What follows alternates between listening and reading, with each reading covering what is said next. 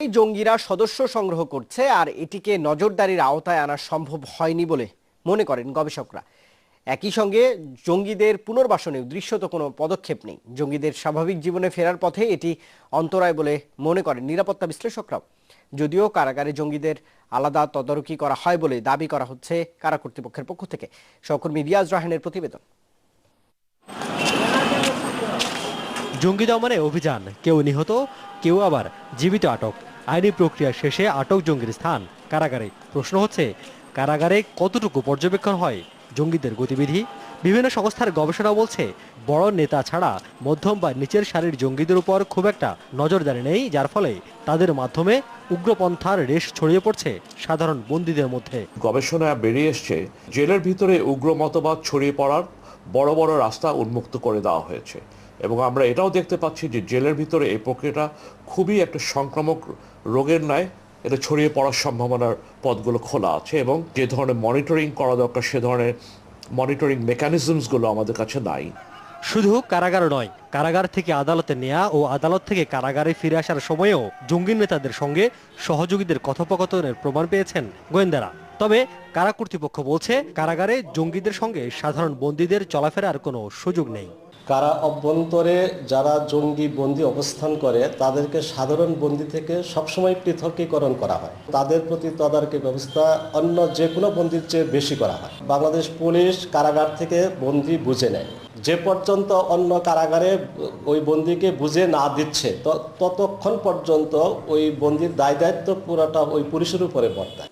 অন্যদিকে কারাগার থেকে বেরিয়ে আবারও জঙ্গিবাদে জড়িয়ে পড়ার ঘটনাও উদ্বেগজনক। কারণ হিসেবে বিশ্লেষকরা বলছেন, জঙ্গিদের পুনর্বাসনের কার্যকর কোনো উদ্যোগ যেমন নেই, তেমনি সমাজও তাদের গ্রহণ করে না স্বাভাবিকভাবে। একজন জঙ্গিকে আমরা যখন জেলে ঢুকিয়ে দিচ্ছি, সেখানে জেলে সে আরও তার মতবাদের সাথে আরও বেশ কিছু লোক তারা সে জোগাড় করছে। সে ছোট একজন জঙ্গি হিসেবে ঢুকে বড় নেতা হিসেবে বেরিয়ে আসছে। তারা আবার যখন পুনর্বাসনের জন্য জীবনে ফেরত আসছে, তারা কি প্রক্রিয়ার মাধ্যমে যাচ্ছে সেগুলোকে আমরা কিভাবে হ্যান্ডেল করব, সে ধরনের কিন্তু কোনো ধ্যান ধারণা আমাদের কাছে এখন পর্যন্ত নাই। তাই জঙ্গিবাদ নির্মূলে কারাগারেই জঙ্গিদের সংশোধন ও পরবর্তীতে পুনর্বাসন জরুরি বলে মত নিরাপত্তা বিশ্লেষক গবেষকদের। রিয়াজ রায়হান, যমুনা নিউজ, ঢাকা। ফেনীর ফুলগাজীতে ভ্রাম্যমাণ আদালতের অভিযান পরিচালনার সময় মাদক ব্যবসায়ীদের হামলায় এক আনসার সদস্য নিহত হয়েছেন। বদরপুর সীমান্তের ভারতের অংশে আনসার সদস্যের মরদেহ উদ্ধারের খবর জানিয়েছে বিএসএফ। তবে এখনও নিখোঁজ একজন। পুলিশ জানিয়েছে, গতকাল সন্ধ্যায় সীমান্ত এলাকায় মাদক বিরোধী অভিযান শুরু করে ভ্রাম্যমাণ আদালত। এ সময় বাধা দেয় স্থানীয় মাদক ব্যবসায়ীরা। এক পর্যায়ে আইনশৃঙ্খলা রক্ষাকারী বাহিনীর সাথে তারা সংঘর্ষে জড়ায়। এতে আহত হন অভিযান পরিচালনাকারী নির্বাহী ম্যাজিস্ট্রেট সোহেল রানা। সীমান্ত এলাকায় একটি বাড়িতে আটকে রাখা হয় তাকে। খবর পেয়ে অতিরিক্ত পুলিশ গিয়ে ম্যাজিস্ট্রেটকে উদ্ধার করে। নিহত আনসার সদস্যের মরদেহ ফিরিয়ে আনতে পতাকা বৈঠক করেছে বিজিবি ও বিএসএফ।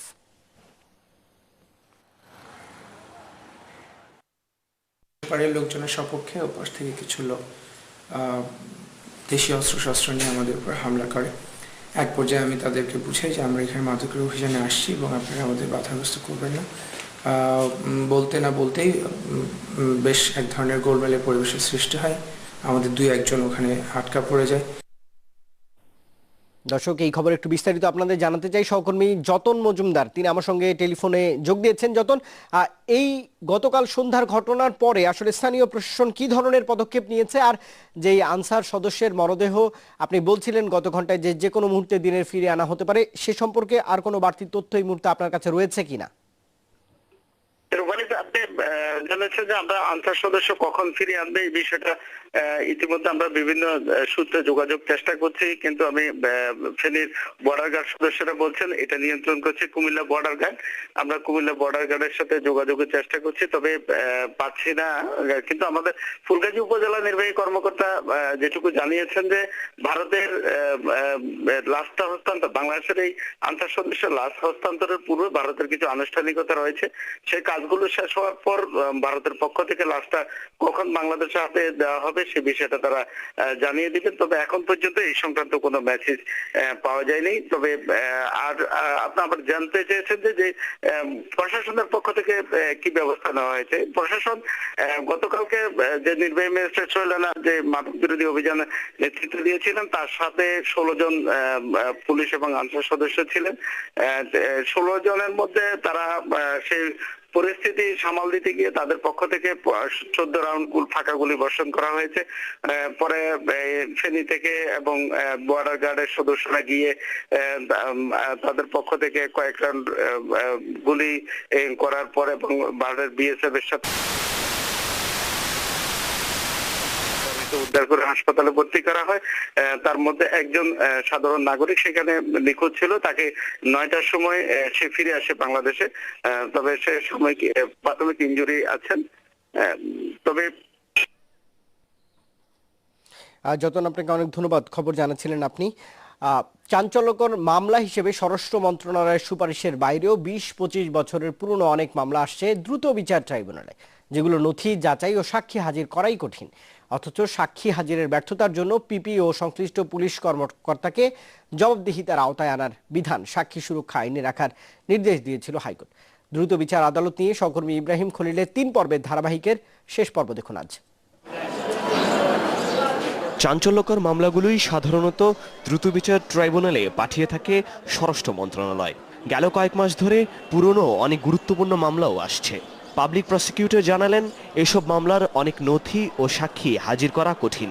এছাড়া দ্রুত বিচার ট্রাইব্যুনালের সংখ্যা বাড়ানোর পরামর্শ তাদের। এই 17-18 বছর বা 20 বছরের পুরনো মামলাগুলো আমাদের কোর্টে দেওয়াতে এখন একটু আমরা সমস্যা ফিল করছি। 2015 সালের 7 ডিসেম্বর একটি হত্যা মামলার জামিন শুনানি করেন হাইকোর্ট।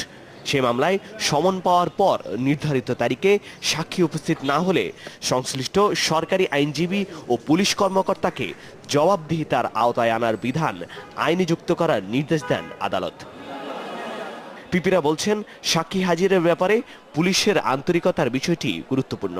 যত সময় সম্মানটা পৌঁছে দেওয়া এই কাজগুলো তারা আর একটু সহযোগিতা করলে আমাদের ওই 135 কার্যদিবস করে আরো কম সময়ের মধ্যে আমরা শেষ করতে সক্ষম হব। সাবেক আইনমন্ত্রী ব্যারিস্টার শফিক আহমেদও বললেন সাক্ষী হাজির না হলে সংশ্লিষ্টদের জবাবদিহিতার আওতায় আনা উচিত। আইনটাতে এরকম একটা বিধান করা হয় যে ব্যর্থতার জন্য যে ব্যর্থ হয়েছে তার বিরুদ্ধে কার্যকরী ব্যবস্থা গ্রহণ করা হবে। আইন বিচার ও সংসদ বিষয়ক মন্ত্রণালয় সম্পর্কিত সংসদীয় স্থায়ী কমিটির সভাপতি অবশ্য বললেন সাক্ষী হাজিরের জন্য একটি যৌক্তিক সময় বেঁধে দেয়াই যথেষ্ট। এটা মাননীয় বিচারক নির্ভর করবেন, উনি সিদ্ধান্ত দেওয়ার মালিক। উনি দেখবেন এই যে সময় চাচ্ছে এটা কতটুকু যৌক্তিক।